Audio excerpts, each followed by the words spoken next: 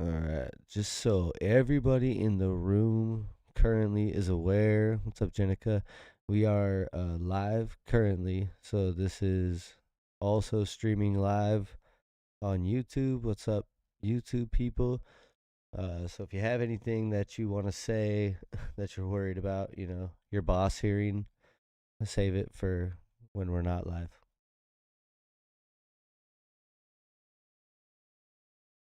I sometimes forget. So there is the reminder. I think we're gonna kick this thing.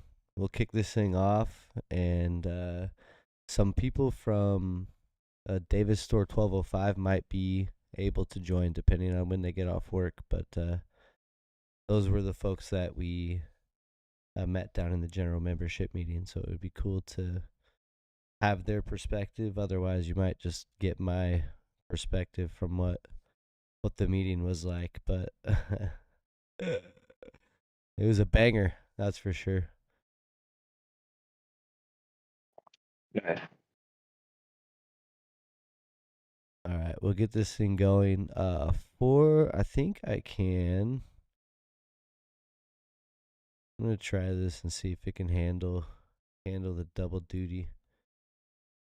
I'm gonna try to share my screen through here for people that are watching on the Discord. The agenda's up. If you want to open the agenda yourself, we'll put it up in the chat for this room here.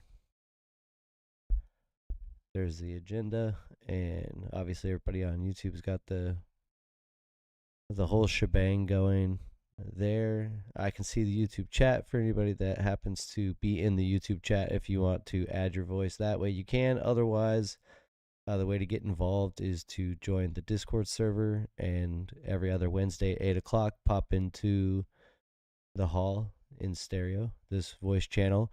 And like I said at the beginning, just remember that this is being recorded. And if afterwards, we turn off the stream. And if you've got stuff you want to talk about during the meeting, but not on camera, you can. And with that, we will kick this baby off. Welcome everybody to the At What Cost Biweekly Discord meeting. This meeting happens every other Wednesday at 8 o'clock Pacific time here in UFCW Local 8. This is our 30th consecutive biweekly Discord meeting. A bunch of us have just been meeting up on a regular basis to try to create a space for people to come together, discuss workplace issues, things that they have going on, educate themselves on things relevant to our unions, like our contracts, our bylaws, international constitution, Robert's rules for participating in meetings, all that kind of fun stuff. Strike education as we move through contract negotiations, and really just trying to build the solidarity that it's going to take to actually take action as workers. Along that journey, we've gotten more and more involved in our UFCW local, and through that process have discovered that there's some things that we feel could be better, could be stronger, and we work as a reform caucus within UFCW Local 8 to try to bring things like transparency and democracy back into UFCW Local 8 and restore power to the membership. So this is, like I said, the space where we come together to have those conversations. Thank you to everybody that's joined so far. Challenge goes out to every person that hears this, whether they're listening to it live or happen to pick it up later. The way that this gets more powerful and gets stronger, has a bigger impact, is by more and more people coming. So you can find a way to get one more person into this meeting that has never been before, or get one more person listening to it afterwards. We know schedules are complicated. That is how we get where we're trying to go, which requires a majority of workers participating, at least having a voice. Democracy loses its strength when there's four people, four people voting, and things actually happening on the other side of that. Or in the case of like the structure, we have just one person saying, "Here's how it's going to be," and everybody falling in line. Let's kick this thing off. Happy holidays. In the grocery industry, it's crazy. Like Gina was talking about at the start of this, it gets very, very busy around this time of year. And for those of us that have been around for a while, the labor budgets, specifically in Safeway, Jake fell asleep. He was going to give us a heads up on what's going on in Rayleigh's, but he let me know he was crashing. I'm assuming it's the same, but the budgets here in Safeway for labor have been extremely tight. I've been doing this for 15 years now. A lot of that was like as a schedule writing manager, so I can tell like very clearly that there is a tightening occurring with the budget. So that's a big deal. When we talk about it feeling extremely busy, a lot of that is like artificial pressure that comes from not giving enough salary for us to have enough staff to handle the customer traffic in the store. So usually this is a time where we're getting all kinds of overtime. We have all kinds of staffing in the store. Day stalkers and things like that, keeping the shelves full, customers moving. But for Albertsons workers, at least in our area and from what we're seeing online, it's been pretty brutal. Just remember that it is like our solidarity as workers is what gets us through like times like this. It's really easy when we're feeling this kind of pressure at work to feel animosity building towards our coworkers. We start judging what we are being asked to do or the standard we're being held to against other people in the store who we feel might be getting different treatment or being held to a different standard, getting away with things that we feel we would never get away with. Maybe they're not pulling their weight legitimately. Maybe they're always calling out sick. Maybe they're actually just wasting time. All of those things. Uh, just know that those pressures that you're feeling right now, those are artificial and they're placed on you by a system that wants us to stay divided. If that was something that was being addressed, like I have this new theory about bad workers, basically is if there's bad workers in your workplace, that's a management and accountability issue. We as union members shouldn't be throwing each other under the bus like that, or thinking that we deserve something more than another person, when a lot of this stress and pressure is just being put on us by this system that like artificially stresses us out, like a labor budget. Jacques Laval says all the time, he's our UFCW 8 local president. For those who haven't heard the name before, Jacques Laval says all the time that solidarity works, and he's very right about that. Like solidarity does work. That is like literally the secret sauce to our ability to take mass action together is having solidarity. But one thing that I think gets left out a lot is that it takes a lot of work too. Like you don't just flip on the solidarity switch and all of a sudden everybody's locked in, brothers and sisters, ride or die.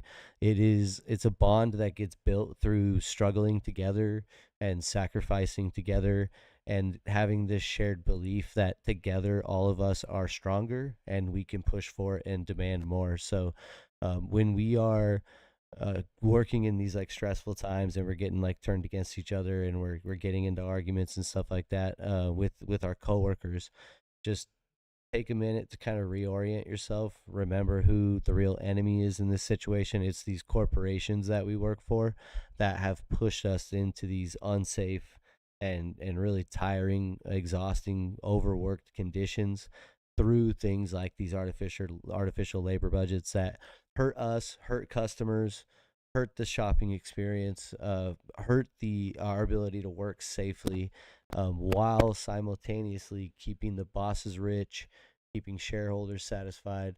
So that's the true enemy. That's what we're up against. Like for us in the grocery store, it's not the courtesy clerk that's leaning on the check stand with looking at their phone or with their hands in their pockets. It's not your coworker that called out sick because they actually got sick on Christmas Eve. It's the bosses at the top, not even your managers in your store. Honestly, it's the bosses like at the top. So we need to stay united. We need to stay locked in together. Get through these holidays. Make sure you take care of each other. Take care of yourself. And if you do that, if you call that out, if you recognize that, if you speak on that in your workplace and on your shop floor, you will come out the other side of this stronger, and you will have a solidarity that like will not get broken down just because a shitty work schedule comes out. You know, when that type of stuff happens, like we come together, take care of each other, get through it, come out the other side stronger. So I want to kick the meeting off with kind of that I've been feeling that in the stores. Christmas is right around the corner, and it's just been really stressful. Like a lot of people are sick right now. There's a lot of illness going around, like legitimately, so that adds to it. And you know, we need to stay together. Amen. Gina says in the chat. Um, it is really important, and you know, I think the testament to her, she's like, we all talk about like work moms or you know, the people in the store that kind of take care of everybody, and she's one of those people in her store. So I know she's been busy doing that this holiday season. So shout out to you, and we will not let them take our peace, not let them take our joy. We're not going to give them time that should be dedicated to our family and friends during this holiday. So make sure we enjoy the moments that matter. All right, we'll kick this off with our social media updates real quick. It's cool. A lot of things popping off. Discord server's growing. We got 4 new members since our last meeting, which we'll talk about a little bit more, but a couple of them are here in the room. What's up, gentlemen? Good to see you. Hope to continue to get more and more of your coworkers on board as we grow together and continue to, you know, realize that even though we work in very different industries, we have a lot of the same common struggle that we can unite on and push for more together. So welcome. And Instagram also continuing to grow. 10 new members on Instagram, and people, you know, specifically some of our new friends have found us through Instagram. So shout out to Jake for keeping that channel going. Facebook's chilling at 130 members. It's been flat for a couple weeks. If you know people that primarily use Facebook, it is a private group, so it's not something that you're gonna stumble on. So if you want the invite link to that, we have links everywhere. You can find them on the YouTube channel. You can find them on this this scan page link, which this is a good link that'll take you to any of the social media pages that we have. I'll throw it up in the YouTube chat, so it's there for people that find that who watch it later. They can catch that in the chat as well. And for anybody that's in the Discord server, there it is. That takes you to all our social media links, also on the YouTube channel, in the description for the channel. All the social media links are there. So you can find the Facebook page and you can request to join from there, but it's not something that's just going to show up on your feed because you're into unions or if you're looking for UFCW 8. So heads up, help your coworkers find it if they use Facebook primarily. YouTube is at 239 subscribers, 16 new people, and that continues to be fun. All the shorts are like going up everywhere now, so that's been cool. But the YouTube channel has been a place to experiment with things. We just got it set up for multilingual videos. So now all the At What Cost videos, if you are a primarily a different language other than English is your primary language, there's like 13 plus like different languages where like it makes like a AI voice and like auto dubs the video. So that's all turned on. That's pretty badass. And shout out to our Spanish speaking brothers and sisters that are hopping on board. That was the impetus for trying to make it available in more languages. And the reality of the situation is, like, in all of these industries that we work in across this wide region of Local 8, you know, there's probably a handful at least different languages that are spoken in UFCW 8 shops. So it's pretty cool to be able to connect with each other in that way. And I think of, like, you know, all the ways that technology allows us to do that, including just like wearing earbuds that can do live translation while you're having a conversation. That worker power, like for somebody that really, you know, truly believes even on an international scale that workers connecting is the key to all of this, like language barriers being broken down with technology is pretty fucking awesome. So excited to get to talk to more people. And we've had a lot of people actually volunteer to help with translation, so that's another thing that's awesome with working people connecting is there's a ton of people that are like superhuman and do speak multiple languages, and so shout out to them for being able to and willing to build those bridges so that working people can connect. That's pretty awesome. YouTube at 239, that's up 16, and TikTok, which Gina was just saying it's cool that we've got the TikTok channel going. That's right, we have secured the password and everything, and Jenica's starting to show up on here, which is so cool. This has always been my dream, is like for there to be other faces on this channel that aren't mine. And so just keep that in mind for people that are starting to get connected. Like, this is a we thing by a million miles, and it's just been a me thing because I am just willing to talk, and like I never shut up, and so it gives me it's like an exhaust pipe for me. I would love for more and more and more Outlook cost members to start jumping on these channels and start having these conversations, and start like discussing this kind of stuff. And if you're somebody that wants to do that, then let's talk and let's get it going. If you're somebody that was willing to have a longer conversation with me, these worker to worker episodes have been really cool. It's basically a podcast format of about 30 minutes to an hour where we connect with other workers in different industries, different locals, different states. I would love to connect with some of the Baker's Commodities guys on an episode of Worker to Worker and really shine some light on the industry that you guys work in and the essential service that it provides.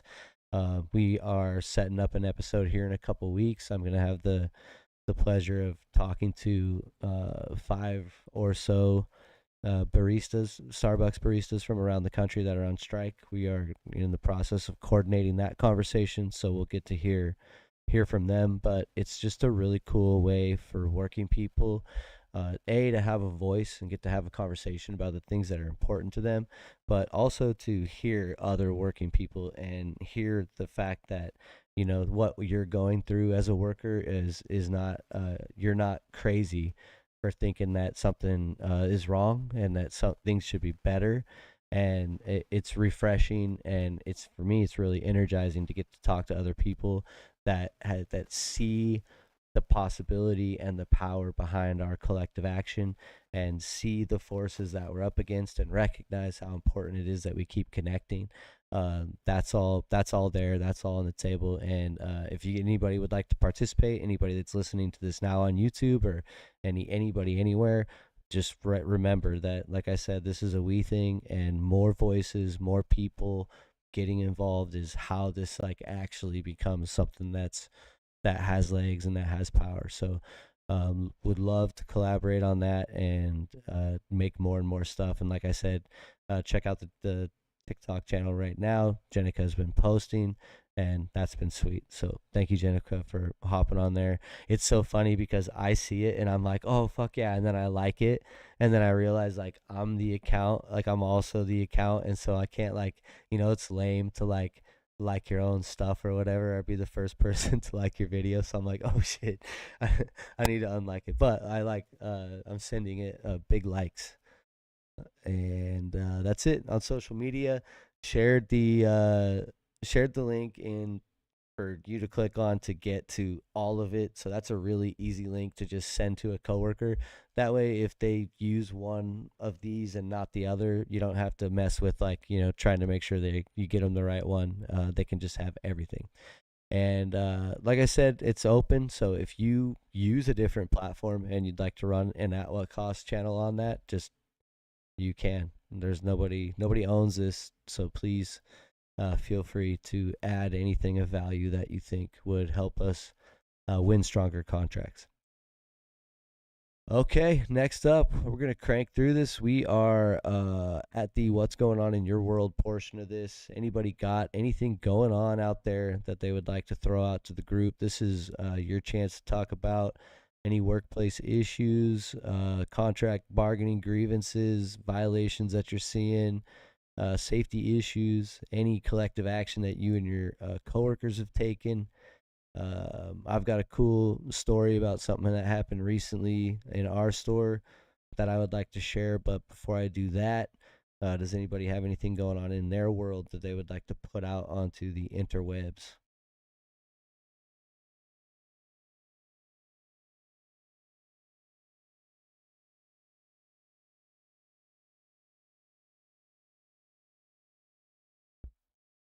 All right, real quick, we had a successful March on the Boss.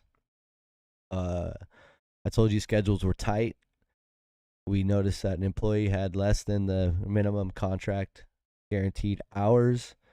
The issue was taken to management. Management said that they were not going to change the shift and to just work the 3 hours.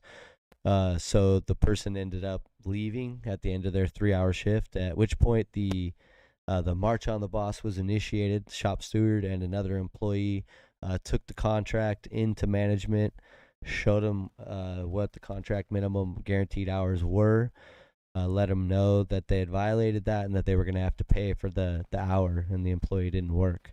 And the manager like held their ground and said like, no, um, I don't have to pay. We're not going to do that. And then the employees actually called the rep who answered the phone on the weekend, which was awesome. Shout out to the rep for answering the phone on the weekend. And because all of these actions had been taken, all of these steps had been followed, everything had been proven, manager was obviously in the wrong. The rep just immediately called the store and said, don't turn this into a grievance that you're going to lose. Just do the right thing and pay this person for the hour, which the manager then did. So that is that's an example of something that you can do in your store. It's called a march on the boss because it involves like multiple people going to talk to the manager at the same time because they have a grievance or an issue that they feel that they're in the right on. And this was a 2-person march. All it takes is more than one. If you can get 5, 6, 7 people to go together, like that's worker power. Um, in our store, there's a hallway that you would go down, so they would literally be like, blocking the fire escape. But that speaks to our collective solidarity. And did the manager fold because of the power of the people? No. Had there been more workers, it's something we should try next time. But what did happen is that because all of that stuff was done, it wasn't like a hey, I'll get around to this when I'm back to work on Monday type situation. It was in real easy, like for the rep, you hand them a loaded weapon, right? Like everything's ready to go. Just pull the trigger and we'll make this happen. And that is the best thing that we can do as workers is handle everything ourselves to our maximum ability. And if the bosses are not understanding that or recognizing that or respecting it, then we take that next step. But if we put in that work beforehand, we'll make it a lot easier for our reps to follow through. Very little work on their side, and they can have all the credit for the victory. Don't even care. Doesn't even matter. Uh, what matters is the person got paid for an hour that they didn't have to work, which is so stupid because they were willing to stay. Like they were willing to just work the extra hour. So, shout out to Kevin and Nick who took that action on behalf of Samaya. All of them have like shared the information about it with me.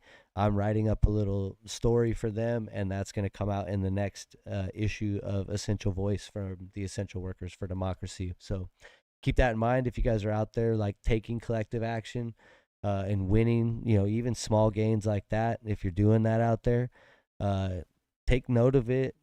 Connect with coworkers here. Let's make a story out of it because those are the stories that you want to spread around, that you want to get other workers thinking about. You want to get people, realizing like, oh man, dude, we can go look at the schedule, find these things, and then go get people paid. That's pretty cool. It's pretty empowering. I hope that those workers feel empowered by the action that they take. I did in talking to Samaya. She felt yeah, like to Jenica's point here in the chat, it shows other union members that they have each other's backs and they stand together.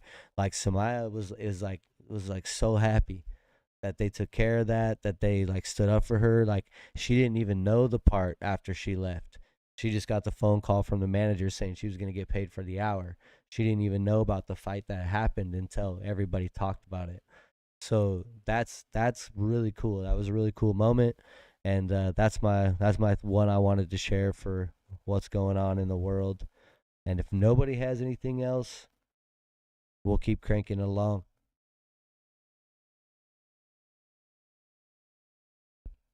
It's quiet out there. Everybody's head down, locked in, busy at work. It really sucks. No time to even have a collective struggle.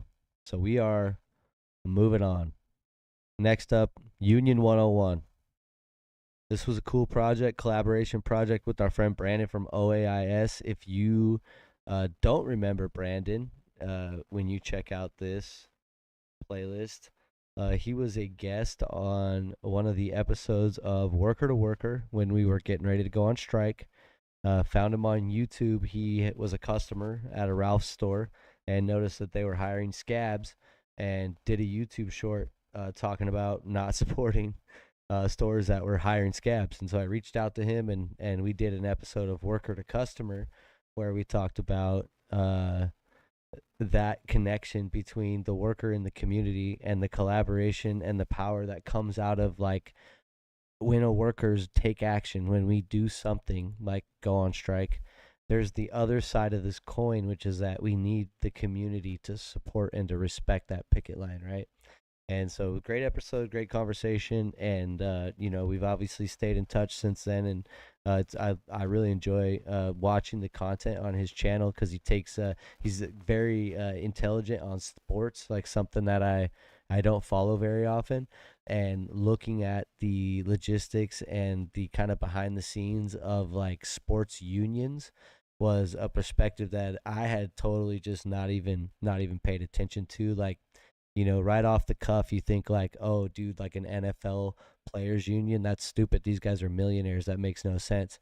But then to recognize like how important it is for that union to exist in order to protect the bottom, in order to protect like the workers that really actually do make those superstars even able to be superstars is like everybody else on the field, everybody else that's involved in that organization, and how they would be even more exploited and kind of left behind if it weren't for those players unions that help support that bottom. You're talking about multi-billion-dollar, just like the same situations that we're in as workers, multi-billion-dollar organizations that obviously would like to pay out as little as possible and take in as much as possible. So really cool channel. Check it out. OIAS. And we got to collaborate on his channel. He started a series. It was a Union 101 series. I shared the playlist in the chat on Discord. I'm going to share it in the YouTube also real quick. Check it out. It is 3 episodes, and we just kind of break down, how unions got kicked off, what it's like to be in a union, and what workers can do to get involved or start their own union. What's up, Lori? See you over there in YouTube. Schedules used to come out on Thursdays, and we could request changes by 6 p.m. How long do we have now? So that is, I believe there's a 48-hour window when it comes to schedule, like bumping. And I need to look into the language because the manager actually tried to pull this on us. They said that we had waited too long and that they didn't have to make the change to the schedule. And while I do understand that to an extent, not if that's in our contract, we need to get that out because this idea that they could hide like 100 errors in the schedule, and if we only catch 80 of them by the time the clock strikes midnight at this time, they get the other 20 errors. Like, like, oh look, like we win this round, you're screwed. That doesn't drive. That doesn't seem right. And so I heard that, and I thought that had to do with bumping specifically. Like if you needed to take someone else's schedule or change someone else's schedule because you didn't get as many hours as them. That's where I thought that was applicable. So I could be wrong. That's something that we need to look into more. But in this instance, putting the pressure on the manager was enough, and the employee did get the hour. They didn't put their foot down and say, technically I'm right, blah blah blah, and good on them, because that would have cost them a lot more than the $17.50 that they had to pay the multi-purpose clerk because they, screwed them on their schedule. Sorry, back to me getting distracted. Check out that series, Union 101. It's 3 episodes. They're not long. They're like 20 minutes or less. Really cool. Share it with friends and anybody that you think might be interested in joining a union. It was very, very cool. Hang out and have that conversation. And I appreciate Brandon's invite. So thank you. What's up, Smiley? Next up, we got a general membership meeting recap. Won't go into too many details, but we did have some friends from Davis Store 1205 go, which was cool. And so they got to see firsthand what these meetings were like. For those who've been before, it was very much of the same. These meetings are not member friendly. They do not expect members to show up. This was our second Christmas meeting that we have attended. At the last Christmas meeting last year was our first union meeting that we attended ever. And both meetings, no cookies, no milk, no treats, no Jacques Laval. No meeting we've ever been to has had our union president or our secretary treasurer. It's just been vice presidents, e-board members, and then union staff. There have actually still never been any union members there that we didn't know. So the three friends from Davis would be sort of an exception. I did expect one of them to go. Lauren and I had met on Reddit and had a conversation a month prior, right when the Voice of Action came out. So we were able to talk about meeting up, hopefully at that meeting. I was surprised when they walked in. They were a little bit late. And for those who have gone before, sometimes they try to lock us out. Like if we don't get there like right on the dot, they like try to lock the doors, and then they make you feel all like awkward for like wanting to get in. But they were able to get in, so that's cool. But they were like 5 minutes late, so they missed a majority of the meeting. This was another 7-minute meeting. We traveled 2.5 hours to get there. I actually traveled 3 hours to get there because we cruised through Chico and picked up our friend Lori and took her with us, and that was awesome because she came prepared. Like Lori came prepared. The 9 minutes that they spent on the meeting was nothing compared to the 2 hours we spent just tearing them up. And so for those who have been, every time they have chose to skip the reading of the prior meeting's minutes. And so if we wanted to see what the minutes were from the previous meeting, we had to object to that skipping of the reading, at which point they would still refuse to read the minutes and just pass them back to us for us to read to ourselves, which we did. But this time, because the meeting was going to be so short, they actually just read the previous meeting's minutes too. So that 7 minutes, 7 to 9 minutes, was the reading of 2 meetings minutes back, like combined, which that's pretty funny. If you don't want to make the trip to go to the general membership meeting, if you do not want to go there, you can just read the UFCW Local 8 website, the latest news. If you just look at like the last 5 articles that they post, that's what they do at the meeting. They just say members ratified a contract with Marval, tentative agreement was reached with California Community Credit Union, the UFCW members at Harris Ranch Beef Company ratified a new contract, and make sure you shop a union this holiday season. The meeting's going to go ahead and be adjourned. Can I get a second? And that's it. They just torch that thing. So the reason that they don't want us there, and the reason that they do that, is because we as members have the power, have the ability to put forward proposals, to suggest amendments to our bylaws, to actually force our union to take action in these meetings. but we have to show up with numbers more than they have, and we have to understand the rules to put forward those proposals in that window before they close, before they adjourn the meeting. So that's why they don't want us there. That's why they roll through it so fast.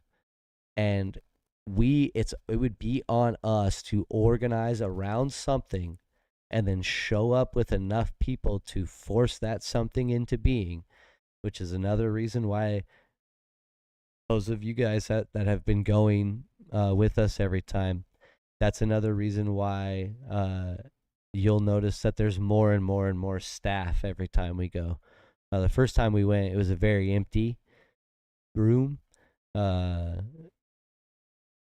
just one more like staff member than there was of us. It was like 5 of us and 6 of them. But now there's like 15 to 20 staff members in that room, and that's because they will always try to have the power to outvote us, right? Even even when we like wanted to object to this skipping of the reading of the minutes, like they could have put that to a vote and just like shut us down. But luckily they just decided to pass it back to us and do the nice thing. So that's what's going on there. If you're not interested in that smoke, but you do want to know what's going on, just go to the UFCW Local 8 website. But if you do want the smoke, or if you do have some things to say, this is the place to say it. Like 4 times a year in UFCW Local 8, do you get to be in a room full of staff and the executive officers, the vice presidents of the union. Our local president and our secretary treasurer have never attended these meetings. They haven't been to a single one. So you legit, this is no joke. If you want to meet them, you have to pay $800 to go to Las Vegas during the Food and Drug Convention, and then you can meet them. Or you get selected and ordained as the chosen one, and you get to go meet him, and then become union staff in exchange for never interacting with Outlacost again. Those are the two ways that you get to meet Jacques Laval. But Lori came prepared, and it was awesome to be in the room. So she had gone through the LM2s. She had found transactions that she had problems with, and she straight up asked them, like, what is this $11,000 of C's candy? I've never gotten C's candy. Jenica asked in the chat if we got any chocolate. We did not get C's candy. Our Valentine's Day candy just came in. It's like 4 pallets of Valentine's Day candy, probably $2,500 to $3,500 worth of Valentine's Day candy. Just to give an idea of like $11,000 of C's candies, probably a pallet and a half of C's candy. Nobody knows, and to John's credit, John Heisey, our vice president, he didn't pretend to know. He said he had no clue. Lori, if you're asking when our next general membership meeting is, we don't get to know. There's only 4 of them a year, but they do not announce them. They don't tell us the dates. The only way we know is when we get our Voice of Action magazine in the mail. We have to open it, and we have to look in the bottom left corner of the front cover where you will see the announcement for our general membership meeting. That's the only place you will ever find it, and you don't get to know until it comes in your mail. So some people will find out on a Monday, some people will find out till Thursday. Some people don't get the Voice of Action magazine, or don't live where their mail is listed for UFCW. So God forbid they send a text. God forbid they put it on our union boards in our break room. But there it is. It's on the inside cover. So we don't know. To contrast that, my wife is a member of Teamsters Local 137 here in town in Reading, and she knows every date of every meeting for the entire year, and they have monthly meetings. So the planner of the Teamster meetings in Local 137, if you could call anybody that's willing to answer their phone at UFCW Local 8 main office and let them know whatever your tips and tricks are to plan and announce meetings well in advance. That would be super helpful to the membership. But we talked about that at our meeting. We talked about why they don't do that. They basically referenced this website and said there's lots of other ways for you to find out. I asked them if they were willing to say out loud if that they don't want members to come to their membership meeting, and the answer to that was no, that they weren't going to say that. There was some, some shouting and some arguing. Some guy kept yelling at me to answer John Heisey's questions because John was asking me if I had analytical data to back up my claims that coordinating our bargaining with other locals on the West Coast would lead to stronger contracts. Lori was making some really good points about our contracts not paying living wages. Our vice president looked me in the face and said, "You're the one that chose to work in grocery." So that happened. One of the reps suggested that we that instead of fighting together for substantial raises, that we actually go to management as individuals and try to bargain for raises for ourselves. Which I spoke up and said I think is very antithetical to the idea of unionism. Which started an argument that just basically ended in me saying that I believe we have ideological differences, and John rolled his eyes and said, "No shit." So it was eventful, but my favorite part aside from Lori speaking on the financials, which was really awesome. Like, takes a lot of courage to call people out on stuff like that, and so I just want to recognize that and say, solidarity, sister. I really appreciate you doing that. It was awesome to be in that room with you and to speak up with you when they tried to dance around what you were saying. My second favorite part was when Lauren from Davis asked if Rick was in the room. She said she said that is there a Rick in the room? And like everyone's like, "Rick who?" And then Rick is like, I'm right here." And she looks back at him and she goes, "I have never met you. I've worked for this company for 3 years. I have never met you. You're my rep." And it was hilarious, to be honest with you. It was absolutely hilarious. They were stuttering and tripping all over themselves um, to try to explain why Rick was a very busy person. He was like, "I'm in your store all the time," and she said, "I work from 11 to 8, 40 hours a week. I'm the front end manager. I would have seen you by now." It was sweet. So shout out to Lauren for calling out Rick the rep. Um, that was fun. And then we went down into the parking lot, and same situation when we walked in the room. So the way they fill the tables is they leave one chair open at each table, and the purpose is to keep us from sitting together. We've just started grabbing all the chairs and pulling them together from the tables and sitting together anyways. But then the second piece of this is when you try to go down into the parking lot and like debrief with each other after the meeting. You can't, because the reps are all hanging around with you, talking and chatting and stuff, like as if like they weren't all just like shit talking and like yelling at you like up in that room like right before that. So really interesting dynamic down in the parking lot. I was trying to talk to the Davis folks and make sure that we had everybody's phone numbers, that we were going to be able to connect on the other side. And one of the reps, Mary, led away another person, Lauren, and it was really indicative of what it is that they do to keep us from talking. And so I just want to throw that out there and just say, be wary of that, be aware of that. There's a reason why they all of a sudden start trying to be your friend. There's a reason for that. There's a reason for not letting us sit by each other. There's a reason for not letting us group up together without one of them there to be a part of the conversation or at least hear what's going on. So keep an eye on that as that's going on. And then also, I know staff and I know reps like listen to these videos and watch these things and have opinions about this.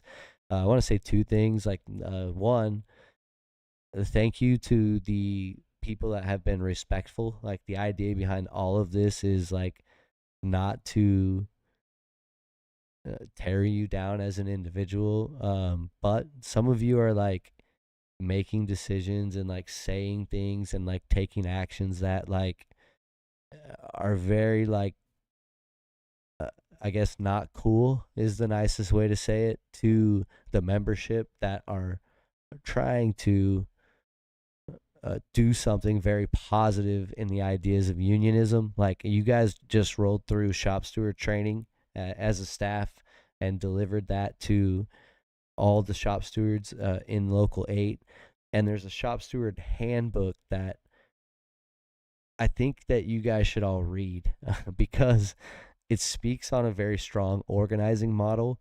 Um, the idea of us collectively talking and getting together and having that power with us is in that handbook, and so you guys would do yourselves well to check that out. You're teaching it to your shop stewards, so it would be wise to align yourself with that stuff. And surprisingly, a lot of that stuff is what we believe as members of At What Cost. That is a organizing model handbook that doesn't align with the actions that we're taking as union leadership, as union staff. And so I highly recommend you guys check that out and do better in that regard. But there are a few of you that have reached out and are starting to make connections that I won't put out in the light, that I will say are appreciated and serve to benefit the strength of our union. So thank you for doing the right thing and providing good information to UFCW members, our shop stewards, helping them be stronger. Really appreciate that. I called out my rep for going to Las Vegas. This is the paid trip that Jacques Laval. It's the party that Jacques Laval throws for all of the union staff, disguised as a food and drug conference. I called him out, asked him if he was going to be there. He said no. I said, "Oh man, I'm going to be there. That sucks that you're not going to be there." And then he told me he was actually going to be there. So I won't curse, won't call him names, but that was a lie.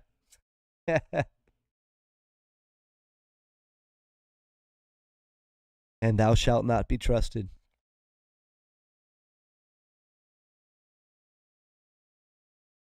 Moving on from the meeting, if the Davis folks pop in or show up in the chat, it'll be good to get a recap for what their experience was. That was the first time they had been to a general membership meeting, and to say the least, they were very, very upset that it was trying to end like a few minutes after they had sat down and walked in the room. I want to say shout out to Carmelo and Jay, the two other siblings from Davis Store 1205 that we got to meet. That was cool. Jenica in the chat, sad that they don't care for us unless it affects them. And then when they feel they've gotten to us, they move on and forget until it matters again. Yeah, it does feel like that. It does feel like that. If you were working through the contract bargaining and the strike authorization vote and the ratification vote, you definitely felt that their attention was attached to an agenda, right? Their attention was very much attached to their agenda. And then once that agenda had been fulfilled, their attention went, elsewhere. And a part of that is understaffing, to be honest with you. They would rather have double and triple salaries instead of more help. So that's a function of that. And we talked about that at the meeting as well. But time is an element that we have to be cognizant of. So let's roll on. New faces, more siblings. Some of them are here in this room right now, Emilio and Alex from Baker's Commodities are here. What's up, guys? They've joined us from a rendering plants down in Kerman and Harlan, California. Yo, yo, yo, bro, see you. Uh, awesome getting to talk to them, getting to hear more about the work they're doing. They're killing it when it comes to the self-organizing that they're doing. I don't know if any of you guys are in a position to speak up right now, but if you are and you'd like to share some of the things that you guys have done to organize some of your coworkers, that would be cool. If you're not in a position to talk, I will tell people what I have learned from you.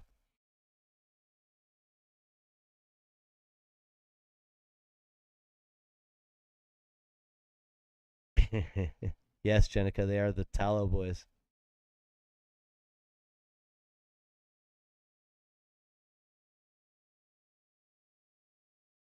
All right, they are working or indisposed. So I will speak. I will speak for you, gentlemen. Uh, Super inspiring, honestly.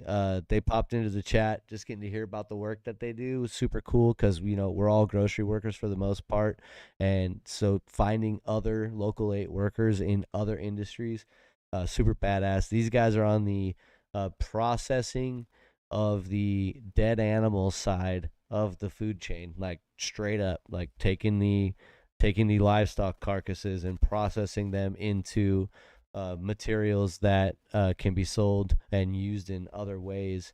And you could imagine what them not working would mean for the landscapes that we currently enjoy. They would be very different. So getting to learn about that was cool, but even more exciting was hearing that they had already they were like light years ahead of where most of us are in our unionism, in that they had, yeah, 100% Jenica, a job they do not get paid enough for, which that'll be, we'll talk about that a little bit. uh they had already started to self-organize, basically their own caucus within the UFCW, within their plants, in response to the horrible pension that we all see shrinking and shrinking and shrinking and disappearing. We're all pulling out of the same pension plan. So, when my produce manager, who's got 30 years in, is getting ready to retire and he sees he's only going to be making $1,400 a month, uh, the brothers over at the Kerman plant are finding out the same thing. They're getting ready to retire at 30 years. They're facing that same pension payment. And it's like, WTF, right? Like, what is going, how did I put my life into this? And I'm going to have to go get another job. I'm going to have to DoorDash after I retire because my pension isn't going to is not enough to survive, not even close to enough to survive on. They started to realize that, and then realized that the education gap between where we were as workers and what we even understood about these union benefits. So they had started holding meetings and educating each other on these concepts and on these ideas, things that we as At What Cost members, like, we reform around this same stuff because we feel like it's stuff that our union should, like, they should be doing. Part of the reason that I get upset and sometimes lose, my ability to control the words I'm saying, is because it's so frustrating to realize that this information is being gate kept from us on purpose. But I need to not focus on that as much as I should be focusing on the fact that the true power comes from us figuring that out and gaining that knowledge and education and unlocking that power for ourselves. Like, yes, they put that obstacle in front of us, but breaking through that obstacle is going to make us even more powerful than had they just handed us the keys, right? So I will try to redirect that anger in a more positive way. But and this is a great example of it because this is so inspiring. These guys are doing it. They're having the conversations. They're talking about it. They're recognizing that they don't have a shop steward in their plant because the selection process from the UFCW is not being enforced, and the rep is making excuses as to why they're not choosing a shop steward when the people that are working the plant are petitioning around the idea that they would like to elect their shop stewards. So these organizing actions that they're taking are like they're the same things that we've been doing like in parallel. And they've got a contract that's coming up. They're going to be bargaining that expires in July of next year, I believe, beginning of July. And they're already organizing around pushing for a 25% raise. So shout out to you guys. Like this type of stuff is it's probably happening in more places than we know, and we should all be connected. We should all be having these conversations together. The stuff that you're learning about the pension is stuff that Safeway workers, Raley's workers, Save Mart workers, Cascade Paint workers, cannabis workers, they all don't have that information. And that's crazy to me, but let's keep it positive. We are building the ways that we will be able to disseminate that information and educate each other as workers without the need for anybody giving us access to knowledge that should be ours, right? So those are the guys at Baker's Commodities. It's going to be really cool continuing to watch that group grow and get more active, and all full support from us here like that. Like they are in this Discord server now as far as I'm concerned. That's they're at what cost, and they're doing their thing in their plant. They've got full support from me. I will be on board with anything I can do in terms of like videos, worker to worker episodes. I look forward to getting down there and talking to these guys like down there in this plant to let them know like whatever we can do up here as grocery workers, however we can show support. If you need to, if you're if you guys end up walking and you need bodies to help form a chain to block trucks, like you got it. Like we're doing it. Like you are not alone in this fight. Anything that we can do as union members, UFCW members, to support anything that you guys are doing, like that helps all of us as working people. So that's what they got going on, and we're here to ride alongside them. It's cool to have them on board, and shout out to them, dude. Really, really cool. It's also the 1205 Davis folks. That was cool to meet Lauren on Reddit. We were talking about an issue that she was having in her store. We connected, had a Google Meet, and she was able to bring two coworkers to the meeting with her for a total of three. And they were workers that were, just experiencing the union from that side for the first time. And that's awesome. Like that is, that should be the goal. One or two more people every time. Someone that's never been every time. More and more voices getting added to the table. More people seeing themselves in their union, recognizing that it is in fact them, that without them, there is no union. That was one thing that came up in when John told us that like we chose to work in grocery. Like, yeah, you're right. We did choose to work in grocery, and you chose to be a union vice president. And if you disappeared tomorrow, no one would know. And if we disappeared tomorrow, everyone would know. We're still essential. We still matter. And just because a Walmart worker's life, sucks more compared to, according to you, doesn't mean that our lives being shitty isn't valid at all. I see you in the chat, Emilio. Absolutely, brother. Yeah, it did. It got a little ugly. It got a little ugly, to be honest, and it was just because it is because we ideologically disagree. The current union structure feels that there is much more to gain from collaboration with the corporation, and I vehemently disagree. Eric, Yes. can we take a step back there to the people that are having problems getting a union steward?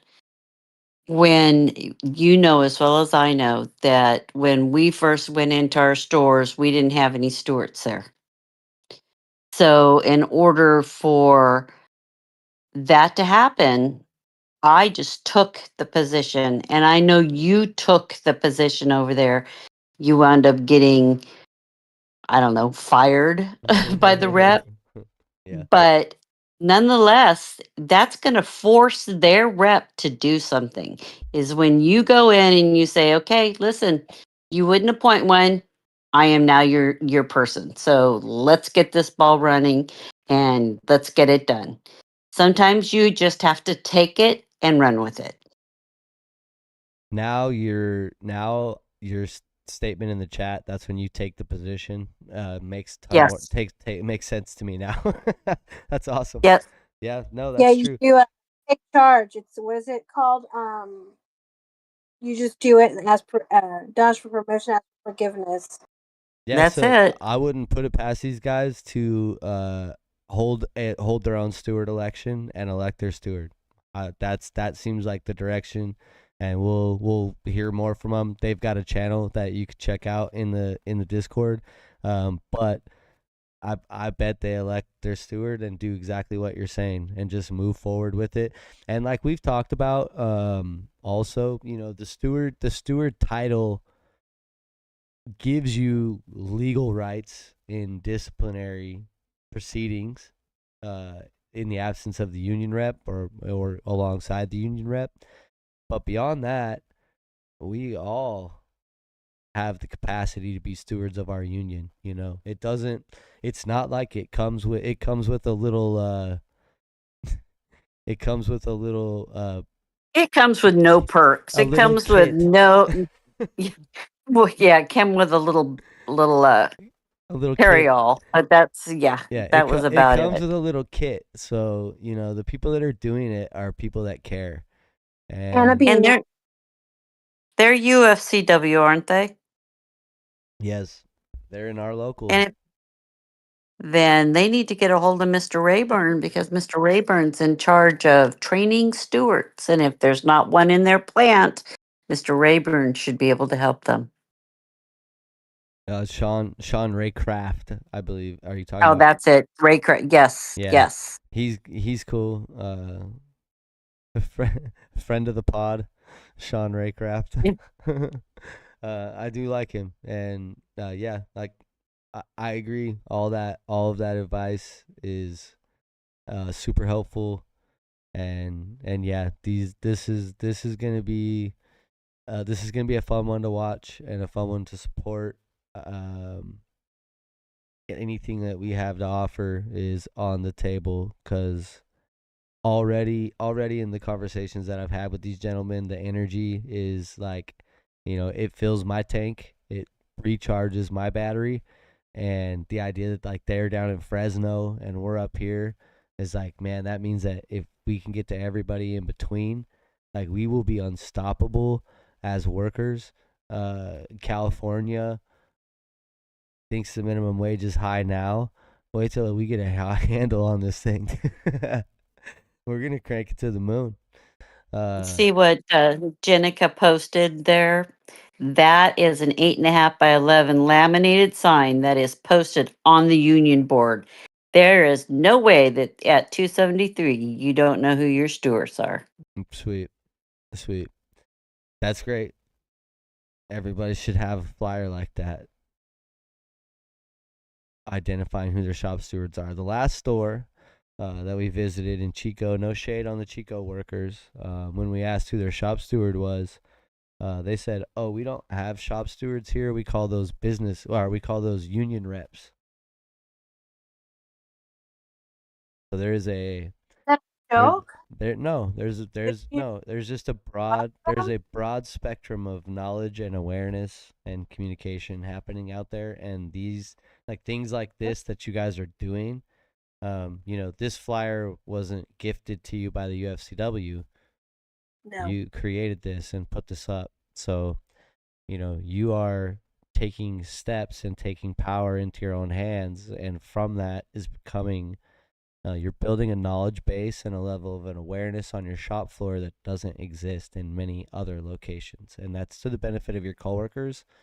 And, for us as members of At What Cost, taking these kinds of things like this and getting them into every Safeway on every union board is beneficial to every worker out there. So shout out to you guys for doing this.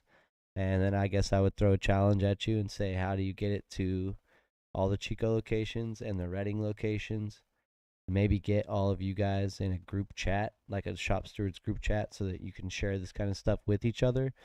I'm sure that the shop stewards and other stores would have really good ideas that you guys haven't thought of that would be beneficial as well. We also have a group chat through Discord as well. So if they join in and go through Discord, they can go into Shop Stewards and we can talk there. Actually, yeah, that's a good. So for people that are in the Discord, there are private channels that you can't see unless you have certain permissions. And there are all of our shop stewards. If you are ever chatting in the hall, for example, and you need a shop steward, you can tag at shop stewards, and everybody that's identified themselves as a shop steward is labeled as one, so they get a notification for that. And then additionally, like Gina just mentioned, so a good reason to bring this up now is that it's a private channel, so you can't see it if you're not a shop steward. You don't know it's there. But there's a private channel for shop stewards, and if you are a shop steward and would like access to that private channel, just talk to anybody in the Discord, and we can make that happen for you, and that you have that space. And that space is, like I said, secure, only shop stewards, no staff, no union staff, so you are able to speak freely amongst yourselves. So I appreciate you bringing that up, Gina. Thank you.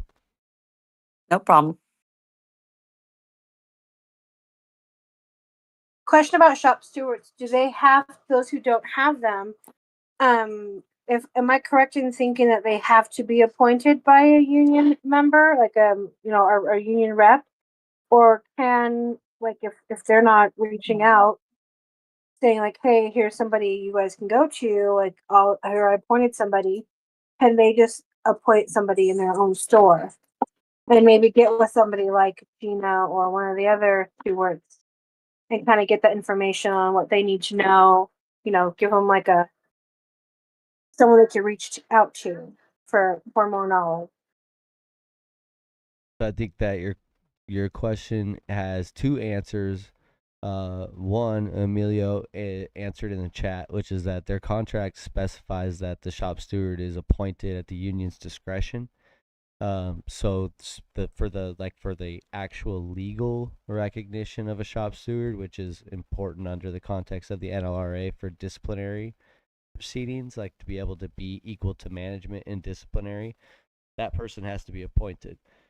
But the person that you also described as being someone that you can go to with questions or to gain knowledge or information, that could be anybody, and anybody can be that person, and everybody should be that. As many people, there should be more people that should be that person. That is like the idea that, like, if you have a shop in our store, there's 100 workers. We need like 15 to 25 of them to care a lot, and then the other 75 need to just trust those 25. and most you to assume that all 100 people are going to memorize their contract is slim. But if you've got a good core group of people that are putting in the time and dedicating themselves to educating themselves, what happens is you form a situation where people know that they can trust you and come to you with those questions, and they will, they don't have to put in the work that you put in. So then the challenge on your side is to not let them get away with that so easily and get them involved in other ways. Maybe not in that to that level or to that degree, but those are people that can help out. Maybe spreading out information, or maybe helping pass out, if you were to, the legal rights of shop stewards, or like, for example, wine garden rights. If you wanted to make sure that everybody in your shop floor knew the wine garden rights, not everyone's going to memorize them, but some people who should be willing to help you pass them out, right? And so that's the challenge that we go through. And to your point about like gaining knowledge, spreading knowledge, helping assist, find resources, I think there should be a pretty thick layer of people that are capable of doing that in your store that aren't also legal shop stewards. So we can, and in the packet that you guys got, that was like kind of pitched as a secret packet that you just have to Google UFCW Stewards Handbook to find a copy you can print. In that, it talks about like literally you guys as shop stewards becoming more knowledgeable and becoming more active in the store, so that your rep can go organize new people into the union. Unfortunately, our situation would just lead to them taking additional time off. But what they could be doing is organizing and getting new members into the union. So that's the pitch. Like, it's actually like in there in the documents of like what they should be doing. And I agree with that 1,000%. So the more we know, the more we can help shop stewards not get buried, reps not get buried, all of that. Right, we're going to wrap this up really quick. Starbucks workers are still on strike. They've got 2 months now. They're entering in their second month. There's been some debate on whether or not they're going to call this thing at Christmas. It was pitched as open-ended, so but there's a winter weather reality, and there is a resources needed to survive reality that they are discussing. But they are currently still on strike. The strike continues to spread. We could show solidarity as workers by honoring their no contract, no coffee pledge. Don't shop at Starbucks.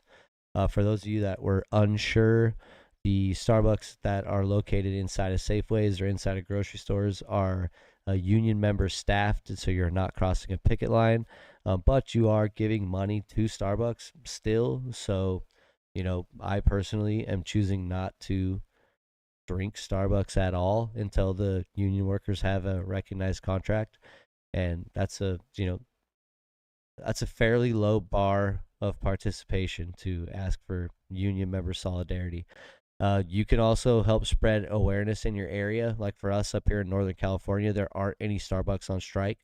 So without that kind of visibility into, direct action being taken by workers, many people would probably support the no contract, no coffee pledge if they knew it even existed. So talk about it, let people know, and ask them if they're willing to go to Dutch Brothers or go drink water or some other coffee instead of Starbucks during this time.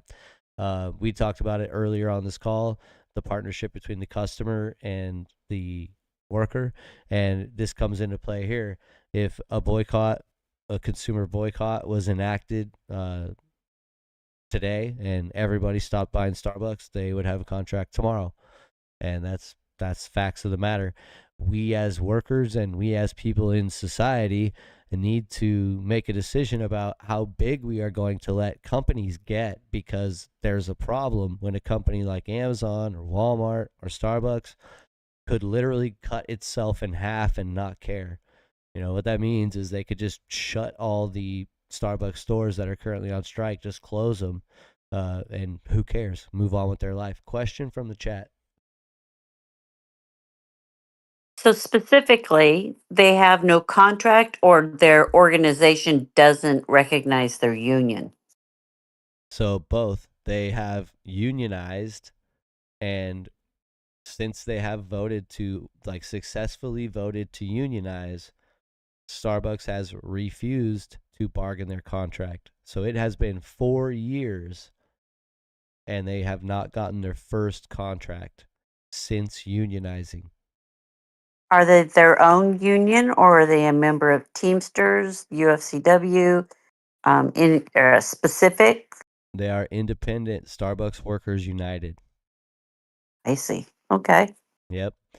So they organized, they self-organized, they authorized, the union vote passed, and because there's no laws, this is actually a law that's currently trying to get passed, and you should take a long, hard look at any politician that does not support this bill, because it would force companies into a first contract with union recognition within a specified window of time. There's some debate around whether that's good or bad, because it would literally force like an arbitrated contract.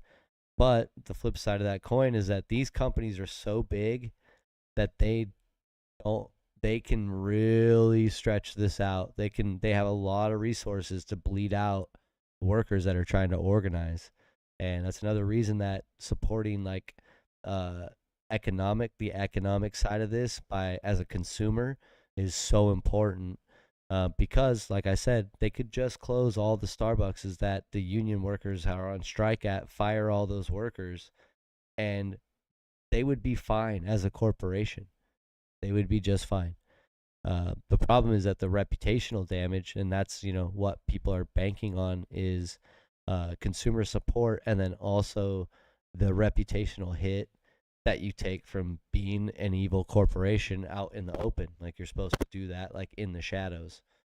So shout out to the Starbucks workers. I'm looking forward to talking to them more about it. Uh, Hopefully in that episode of Worker to Worker, it'll be interesting. But they're pretty ballsy. There's a lot of organizations that are supporting them, and I think there's a lot of unions that wish that they could do more to support them, because it's a big deal. It's a big fight. Um, Shout out to the Amazon workers down in Southern California. They walked out a couple nights ago from the biggest warehouse down in SoCal, and that's one way. That and then same situation going on there. They have voted to unionize with the Teamsters, many Amazon warehouses, and Amazon refuses to bargain a first contract. So that also, to their courage and to their strength, they're going out on strike without the same strike protections that unionized workers in bargaining enjoy. They're on a straight economic strike. There's no it's just it. It is so Starbucks got fined and has to pay baristas in New York $35 million because they committed 500,000 unfair labor practice violations. That's the assault that the workers are under, and they're still deciding to take direct action, go out on strike. Pretty crazy. So shout out to them. I hope it goes good. I've personally contributed to their strike fund.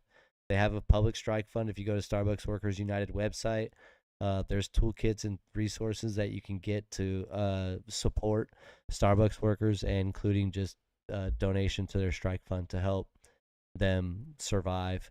I've talked to a guy named Carlos who's in a group that I'm a part of called Workers Resist, who's organized like 15 different strike kitchens around the country for Starbucks workers, and these are all volunteers that are operating basically like soup kitchens where Starbucks workers can go to get food for free, like during this time. So a lot of ways that workers can help each other out, because this fight is super big.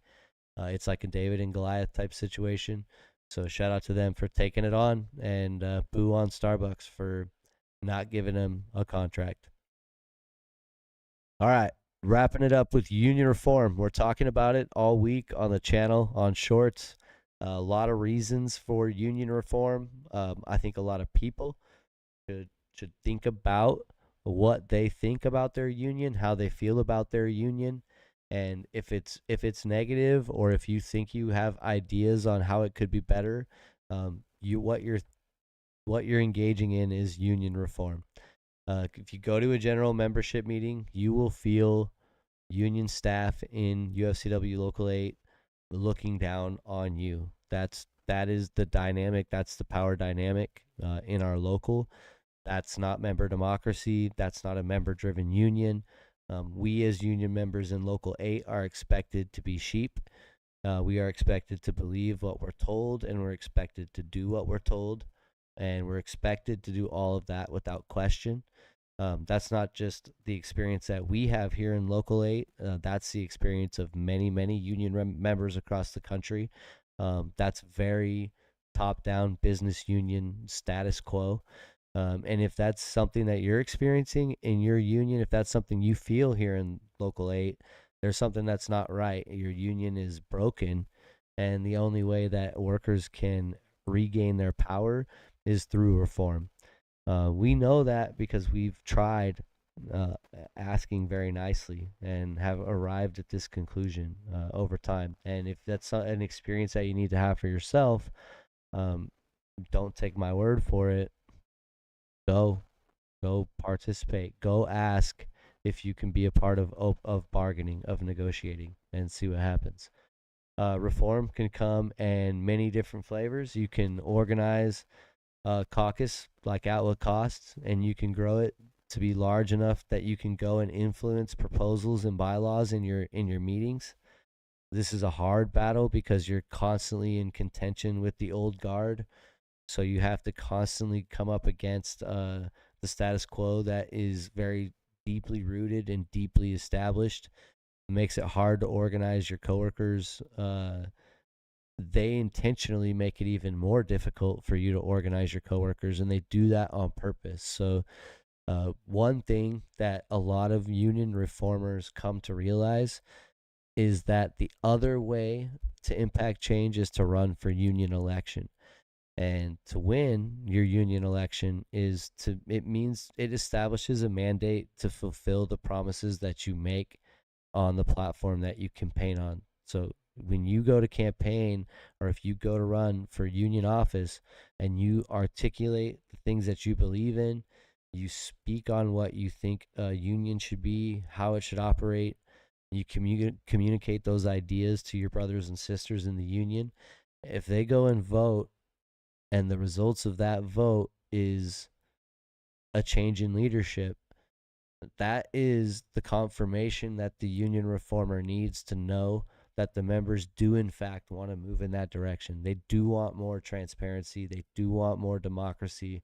They do want more strike power, more fight when it comes to bargaining contracts. They want to stand up against these corporations. That tells you that that's what the membership is looking for. So that is a lot of union reformers come to that conclusion, which is to try to run a slate, or to try to build a slate and run in their union election. And that's something that we're doing here at What Cost. And regardless of how the election comes out, and to the benefit of us as workers, if the old guard or the people that are currently in power, they feel like their power is going to be threatened, or that they're going to lose their power unless they make these changes we talk about, like open bargaining, elected stewards, more transparency, more member democracy. If they do that, that's great for the worker. That's perfect. It isn't about any person or any group getting into any position of power. It's about moving the power back to the membership. And I think that that's something that the reform movement brings to unionism. And it's something that if that's perceived as a threat, if these things are perceived as a threat by your current union leadership, you might be in a situation where you want to consider union reform. So if that sounds like your experience in Local 8, you have something to plug into already. You're also more than welcome to start building something on your own. However you get your voice to the table, what's important is that you do that you start participating and you add your voice. So that is a wrap on tonight's meeting. For the live portion, we will be meeting again. The calendar says New Year's Eve. I feel like this happened like last year too. Calendar says New Year's Eve at 8 o'clock. We will decide if we want to shift that back a day or forward a day, or just roll with it. But we will be meeting again in 2 weeks. And as always, it'll be live on YouTube. So we will catch you then. Thanks to everybody that made it. And sorry for talking so much this time. But that is a wrap. We're wrapping it up and going offline.